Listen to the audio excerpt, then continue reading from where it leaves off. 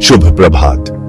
असली आत्मज्ञान से असली मोक्ष तक आज हम जानेंगे कि मनुष्य के लिए जल्द से जल्द आत्मज्ञान प्राप्त करना क्यों महत्वपूर्ण है। आखिर ऐसी कौन सी समस्या है जिसके कारण आत्मज्ञान प्राप्त करना बहुत जरूरी है। आपने देखा होगा कि जब भी किसी व्यक्ति की मृत्यु होती है तो उसका मुंह और आंखें खुली रहती हैं, या वह व्यक्ति मरते समय पेशाब करता है और मल त्याग करता है।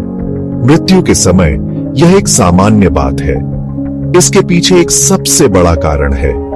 आइए समझते हैं कि पहले वह कारण क्या है।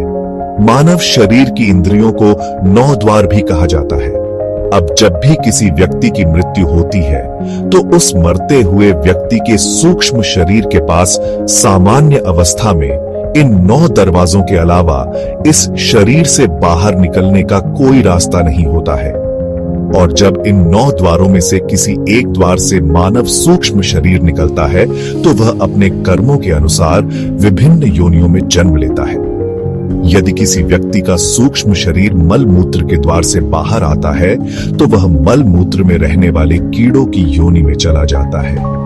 यदि मनुष्य का सूक्ष्म शरीर आंख, नाक या मुख से बाहर निकलता है तो वह जानवरों और पक्षियों और कई अलग अलग योनि में जन्म लेता है।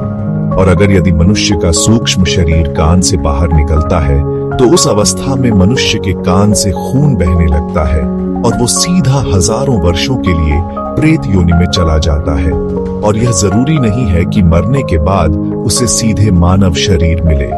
बहुत अच्छे कर्म करने के बाद भी उसे शायद ही कोई मानव शरीर मिल पाता है। जब एक व्यक्ति की मृत्यु होती है तो उसे दूसरा मानव शरीर प्राप्त करने में 58 अरब वर्ष लगते हैं। लेकिन कुछ योगी कई वर्षों के ध्यान के बाद कुंडलिनी शक्ति को जगाते हैं, जो उनकी मूर्खता और अज्ञानता का एक बड़ा प्रतीक है। क्योंकि इस कुंडलिनी को जगाने से सहस्त्रार चक्र नामक 10वां द्वार जागृत होता है और योगी ब्रह्मांड में प्रवेश करते हैं।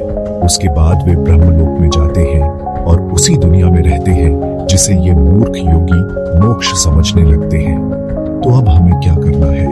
हम मोक्ष कैसे प्राप्त करेंगे? वास्तविक मोक्ष प्राप्त करने के लिए हमें अपनी सूरत को विहंग योग से सीधे निशब्द द्वार से बाहर निकालना होगा, जिससे हम 5 तत्वों, 25 प्रकृति, 3 गुणों और अनंत सूक्ष्म शरीरों की कैद से हमेशा के लिए मुक्त हो जाएंगे और हमें मोक्ष की प्राप्ति होगी। उसके बाद हमारा कभी कोई जन्म नहीं होगा। इसे ही वास्तविक मोक्ष कहते हैं। जारी रहेगा।